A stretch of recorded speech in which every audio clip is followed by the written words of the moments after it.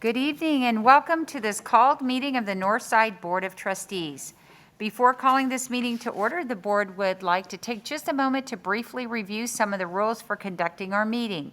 It's important to note that on March 16th, Governor Greg Abbott granted a request by the Attorney General to temporarily suspend a limited number of open meeting laws to the extent necessary to allow telephonic or video conference meetings in response to the coronavirus. I'll now ask Mrs. McGee to call the roll of trustees. Dr. Harrell. Present. Ms. Freeman. Absent. Mr. Medina. Present. Mr. Lopez. Present. Ms. Chumley. Present. Mr. Blunt. Present. Ms. Reed.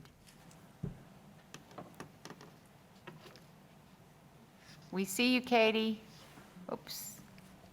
Yay. Okay, she's here. present. Thank you. Good to see you. Yay. Phew. Okay, in accordance with those suspended rules mentioned above, we certified the following.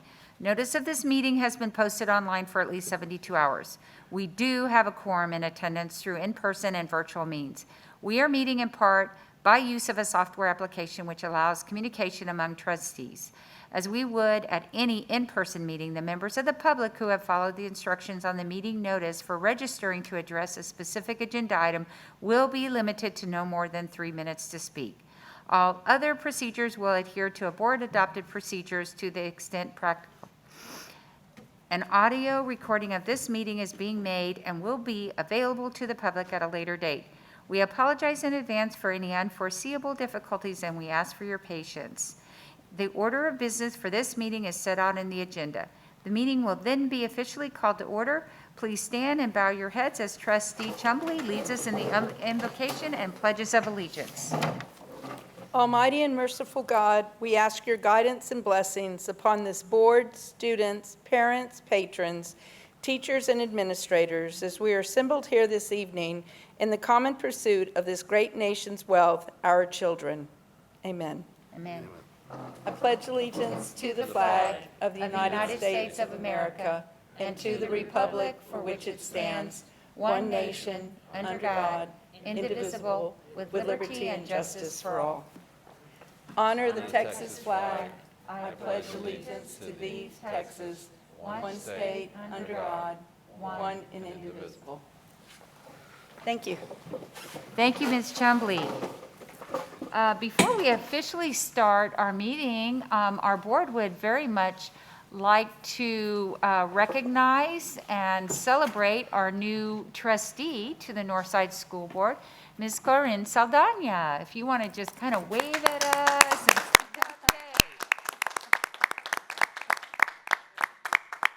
We are excited that you get to join our team of 8, and we'll get you going and take good care of you. So thank you for wanting to serve as well. Yay.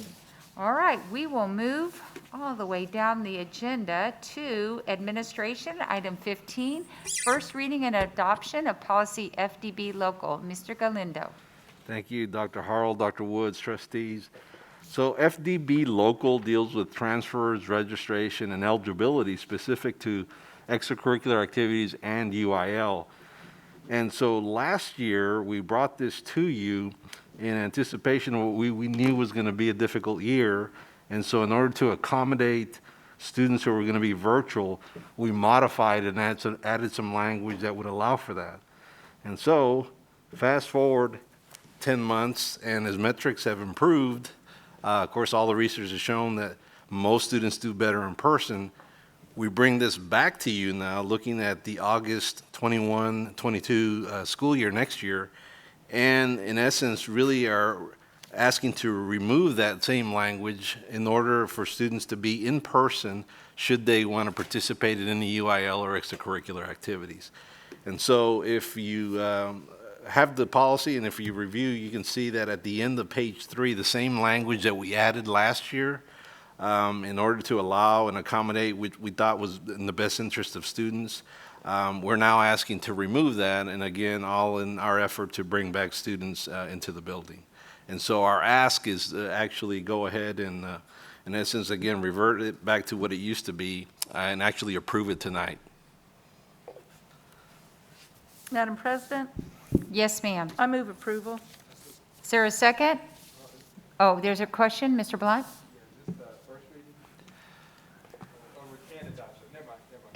Okay, thanks. I like it when you answer your own questions. Yeah. So is there a second, Mr. Blunt? Okay, all right. There's been a motion to approve and a second. All those in favor, say aye. Aye. All those opposed, say nay. All right, the ayes have it, and so it's been approved. We will now move to, thank you for that, by the way. Thank you. We will move to Superintendent, Dr. Woods, resolution canvassing the returns and declaring the results of the May 1st, 2021 trustee election. Yes, ma'am. Dr. Harrell and members, while both of the next two items have my name attached to them, I will be doing neither. I'm going to ask Naomi Miller to come forward and present the results of the canvass, and then give the board a legislative update as we near the end of the session. Good evening, Dr. Harrell and members of the board. Dr. Woods, thank you. On February 9th, 2021, the Northside Board of Trustees called for a general election to be held on Saturday, May 1st, to elect 3 trustees in single-member districts 5, 6, and 7 for a term of 4 years. Per the Texas Election Code, it is required that the governing body, you, canvass the election results. These results were sent to me by the Bexar County Elections Administrator on May 6th following the election, and the votes are as follows. District 5 had a total of 6,436 votes. For Corinne Saldana, 2,115 votes. Sharon Chumbley, 1,537 votes. Jacob Cosiba, 813 votes. Irma Iris Duran de Rodriguez, 1,971 votes, which adds up to 6,436. In District 6, a total of 8,930 votes. Carol Harrell, 6,832 votes. Thomas Leger, 2,098 votes. In District 7, there were a total of 8,681 votes. Kevin Escobar, 3,150 votes. Blake Rowett, 372 votes. Karen B. Freeman, 4,525 votes. And Kevin McEachern, 634 votes. You'll find a resolution canvassing the results, which have, for District 5, actually canvassing the results that I just read off and declaring the winners in each district. It's required for the board to canvass the votes before trustees can take the oath of office. So unless there's any questions, I recommend the board canvass these votes. Thank you very much, Naomi. Is there any discussion or a motion or any questions? I got one, Carol. All right, Mr. Blunt? Yeah, just real quick, I just want to say congratulations to the 3 winners, and for 2, welcome back, and we've already welcomed our new member. I just want to say it's just the number of votes still, to me, is astounding, to put it lightly. I don't think we've ever seen that in Northside, at least when I've been around before, that number, that high number. So that's, that's interesting. But I'll go ahead and move approval of the resolution for canvassing the return and declaring the results as presented. Thank you, Mr. Blunt. Is there a second? Second. All right. Mr. Lopez, all those in favor, say aye. Aye. All those opposed, say nay. All right, the resolution has been passed. Thank you again very much, and thank you for your help during that time, too. Thank you, were ma'am. My pleasure. like speed dial all the time. Thank you. Congratulations to Ms. Saldana and to our returning members very much. So we're going to ask Naomi to pivot. We thought as we neared the end of session that it would be good for her to give you a sense of where we are. And as you can imagine, things are moving fast and the hours are long in the Capitol these days. Okay, so I wanted to give you a quick update. Legislative deadlines officially started yesterday, but there are lots of bills in play that are still moving. So I want to go through some that are important to us based on our legislative priorities, and others, of course, that are of interest. Just some notes at the beginning about the 87th. Actually, 20%, the bill filing for 2021 was about 20% less than 2019. And I'm sure that's because of COVID-19. You'll see the numbers there. There were major shifts to committee chairmanships. We did have a new speaker get elected this year, so it's kind of standard, but it really was. We had a new chairman in public education this year, so that's been interesting. The focus shifted briefly when we had the energy crisis in February, but that lived for a little bit, and we're kind of back to business now. The very beginning, there was no problem balancing the budget. Both the House and Senate versions fully funded House Bill 3 and had plenty to work with. And so as they're moving forward, there won't be a problem with getting that passed on sine die at the end of the month. Of course, y'all all know that ESSER 2 and then ESSER 2 earlier this year, and then when ESSER 3 passed in the package in March, that's been a hot topic. And we're very grateful that some of those ESSER 3 dollars have been released. So as of right now, there are 20 days left of the session. 20 days is a lot. There is a special session on the horizon for redistricting because of census data being delayed. Again, special sessions are at the call of the governor, and only the governor can decide what goes on during those 30 days at a time. So this is lawmaking during a pandemic. You'll see on the left, if you haven't had the chance to visit the Capitol, that's the tent where you go to get tested for COVID, or if you're vaccinated, they just give you a bracelet. There's different rules in the Capitol about whether or not you need to wear a mask and whether or not you need to show that you've been tested, but it's been a very different environment. Lots of DPS presence, and then of course you see on the right, the entrance to the House gallery with a big old sign that says mask required. So a very different year, as we've all experienced.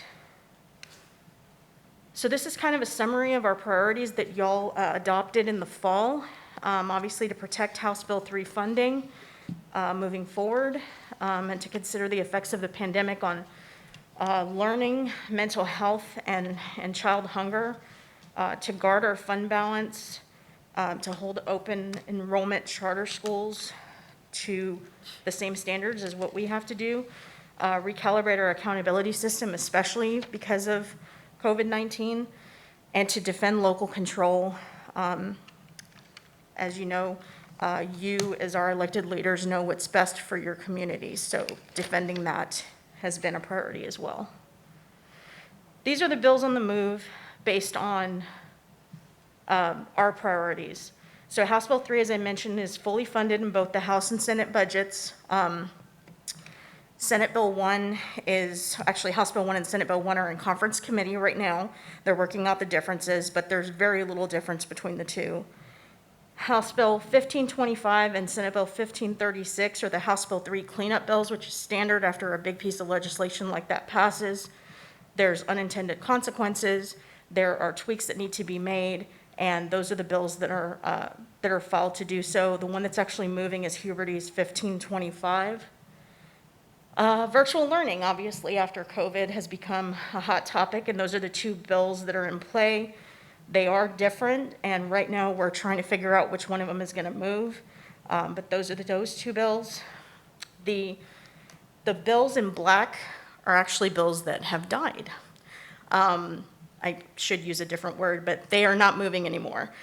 There was a bill that would have mandated reducing fund balances. It was by Representative Huberty. It received a hearing but never got voted out. It was not a popular subject, and he did not add it to any other bill on the floor. So that's good news. Naomi, real Yes, quick, the discussion you and I had earlier, my understanding was when a bill dies, that meant dying, right? But Right. it can come back again disguised or part of something else, or? Depending on where, like I mentioned earlier, actual bill deadline started yesterday. So House Bill 3445 is, that bill itself cannot move because it didn't pass out of committee Okay, And yesterday was the deadline for House bills to pass out of their House committee. gotcha. But you're right, they can be added as an amendment. But the bills we talked about earlier, I was telling Dr. Harl earlier that some bills are being considered and voted down, and they're being voted on to be reconsidered on the floor. So we're watching closely. But this is not one of those. House Bill 4465 by Dutton creates a grant program to fund schools, and this is to use that 10% of federal funding that TEA or the state keeps back. This is actually a really good bill that would create a program for how they would get those funds to us. Charter school bills, this is one of the bills, House Bill 3610 is one of the bills like what I just mentioned. This bill died on the floor, and then it was reconsidered and was voted out by one vote. So what this bill does is it exempts charters from paying property taxes on leased buildings. So right now, that's going to go over to the Senate. The big charter bill that you've probably heard about is Senate Bill 28. It was brought up this morning in a special public education committee hearing, and it was left pending. So it hasn't moved, but that doesn't mean it's not going to move. But 3279 was just the companion, and it didn't go anywhere. But those are those two bills. Assessment and accountability, House Bill 3270 was a TEA takeover bill. It died on the floor, and y'all may have heard that the bill author was a little upset about that and brought up the transgender sports bill and voted it out. Doesn't make sense, but, so that was that bill. 1365 is very similar. It's moving, but as of an hour ago, it hasn't been it hasn't grown legs, but it's still in play by Senator Betancourt, and it also would give TEA more authority. House Bill 3731 was the bad DNF bill. It died yesterday. And actually, there were some amendments to 1365, the one above it, that had a lot of 3731 in them, but they were stripped out of the bill. So we're hoping that if that moves, that it doesn't. We'd prefer it doesn't move, but that they don't come back. So I think, just, Naomi, just quickly, just a comment. I think I'm probably more focused on 1365 than any other piece of legislation at this point. It's absolutely awful policy. It would give the commissioner not only unregulated authority to take over campuses and districts, but would also prevent districts from even challenging the decision in court. There would be essentially no avenue of appeal. And that's an appointed official, and that's a lot of power for one single human. So that is a policy that we will pull out all the stops to try to keep from happening. There's still a lot of time for that to move as well. Some other bills that are moving, the statewide broadband office bill, House Bill 5, is in conference committee right now. The House and the Senate are working out the differences between the Senate version and the House version. That would provide some infrastructure to close the digital divide and some funding. House Bill 547 is the bill that allows homeschool students to participate in UIL activities. That one is set on the House calendar right now. It was on the calendar yesterday, but it got delayed. That needs to be voted, has to be read by Thursday, or it will die, but that's a lot of time. So it's currently on the House calendar. IGCs are very important, especially because of the COVID slide, and these are the two bills that are in play that will extend individual graduation committees. House Bill 2021 actually gives the legislature authority over federal funds and gives them the right to make decisions on distributing or rejecting funds. There are some SHAC bills that are moving. I know that our allies are working hard to get those either amended or to get them stopped, where they would make SHAC meetings open meetings, where folks could come and testify, and they would have to be recorded like that of a governing body like yourselves. You all probably heard about these two. These are retention bills. These bills, which are slowly moving, allow a parent to choose to retain their child a grade. So those are the ones I am watching. Just quickly, I'm back on the Yes, sir. homeschool bill. That has moved further in the process than it ever has. That's an old idea, right? That's been around a long time. And the reason it has moved is because they are saying it will be a district choice about whether or not to allow that. I've told the bill author and several others that puts schools in a horrible position. And yet, it has moved much further. It's always moved in the Senate, but it's moved much further in the House than it ever has. And it has a shot of getting across the finish line. And that's 3557 you're talking about? That's 540. 547. No, 547. Yes, Oh, ma'am. there we go. Yeah, that needs to fail. Yeah, Brian, so- don't parents have the right to request their child to be retained? Parents have the And right. And it's a committee, isn't it, that makes that decision? Parents have the right to request that. This bill would loosen that up quite a bit.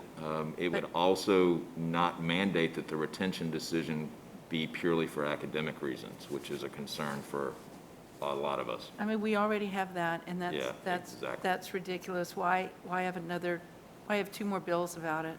The other thing is that bill has no fiscal note because the cost would be borne by districts.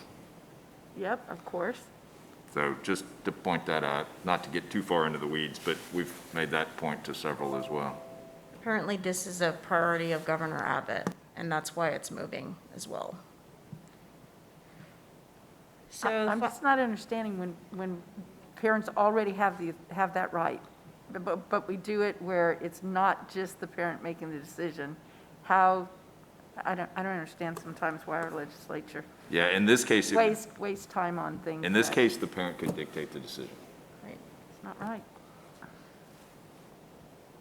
So we're at the final stretch here. There's going to be long days in the House and Senate chambers as bills try to move through the process.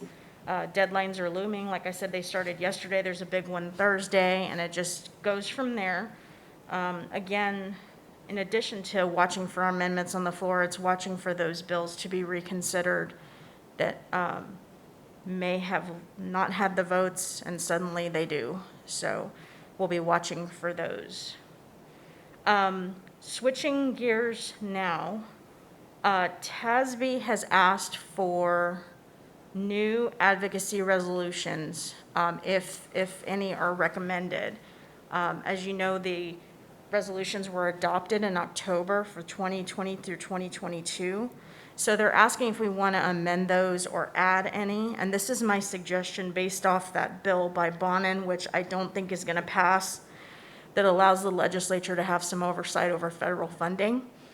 So this is my suggestion for adding a new resolution or recommending a new resolution. Since we're at the end of session, I think this would be helpful moving forward for interim studies and preparing for 2023.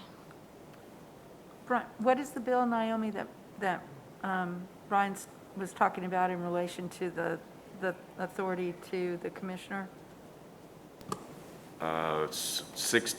1365, though. Yes, ma'am. 1360. Senate Bill 1365. Unfortunately, this time of year, we're either trying to get things over the finish line or we're trying to stop them from getting there. This is the education community's top priority, to stop from getting to the finish line. So Naomi, real quick, when you were talking about doing a resolution. Yes. Are you recommending that the board go ahead and do a resolution and get it out pretty quick, or what were you? TASB has actually called for resolutions. So through and- TASB, not through Yes, doing a yes, separate I'm north sorry, side? I should have said that's the end of my legislative presentation, if y'all have any questions, and then I also wanted to talk about this. They're due June 15th. Okay, If we have a recommendation, again, this is not a new set of resolutions, this is just, do you want to add anything to the existing ones? that- Gotcha. Well, is there something that we would want to, do we want to wait until this session is completely over and then address what we see as concerns, our bills that pass that we know are going to be Right. worked on over? The issue with that is timing. Y'all would have to vote on this at the next board meeting, which is May 25th. There won't be another board meeting before TASB's deadline. Oh, we don't And have it. session ends May 31st. I thought we were, when I was looking at Friday letter, I thought there was something about us moving things around in June, but nothing that's going to be, we're not talking about any meeting that will be prior to this deadline. Right, yeah, we do have a deadline issue, which, so what we are planning to do is put TASB advocacy resolutions on the May regular meeting, and Yeah. at that time, the board could consider this resolution, and we'll send you the existing TASB advocacy resolutions that the board Well- last adopted. I know that I would like us to address appointed officials and their power and authority. I want us to have something that addresses that, because that's extremely frightening. And particularly with no oversight on some of those, and no way to appeal Right. a decision. Naomi, that's just not American. I mean, we need to, I personally think we need to be making a statement on that, and that would be making a statement if we come up with a resolution. Not a powerful one, but it would at least be a start. We could work to craft something. Oh, yeah. That, and then the other is, depending upon what turns out, is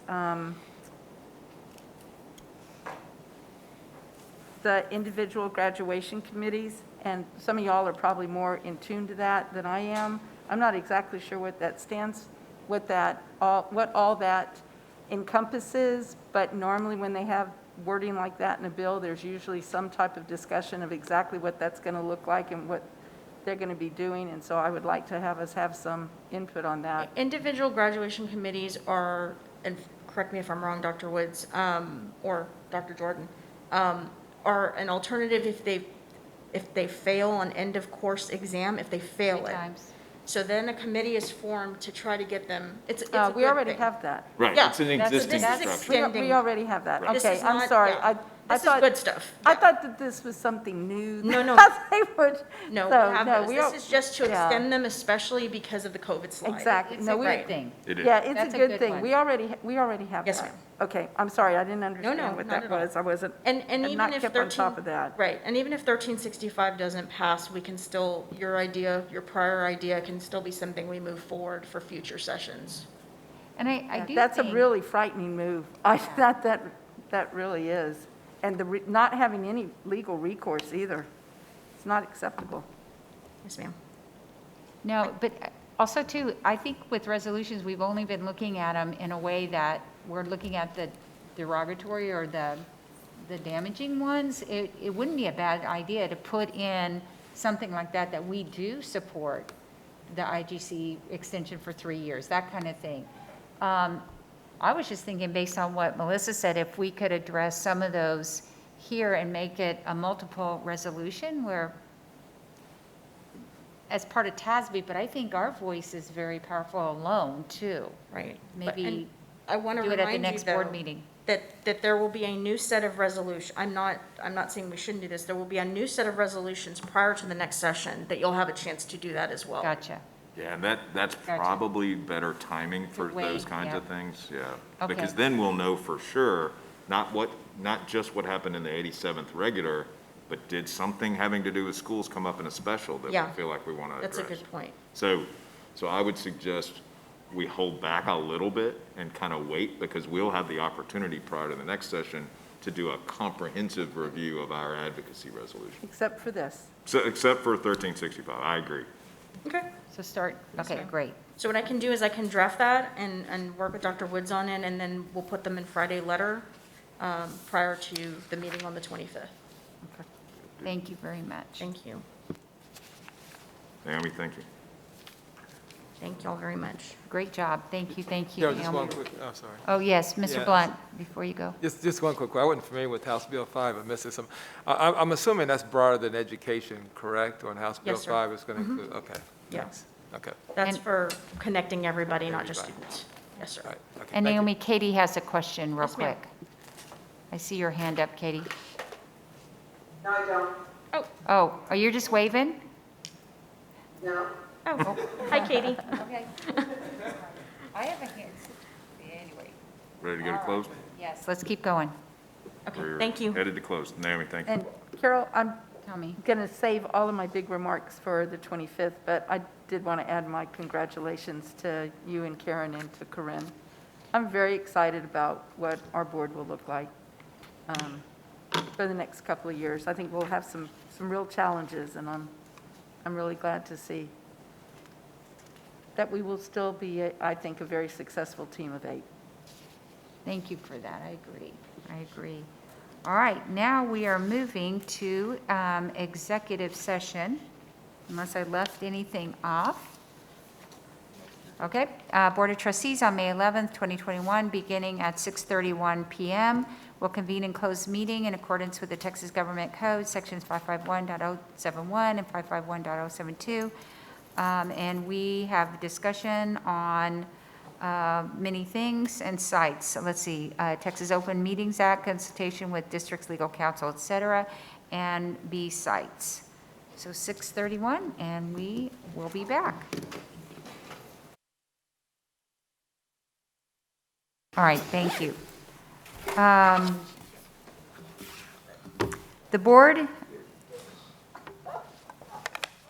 is everybody back on the board? Okay. Thank you. All right, there's actually no action to be taken. So unless there's anything else anybody wants to bring up, I'm looking around. The board will end its meeting now at 7:14. Everybody have a safe evening. Thank you very much.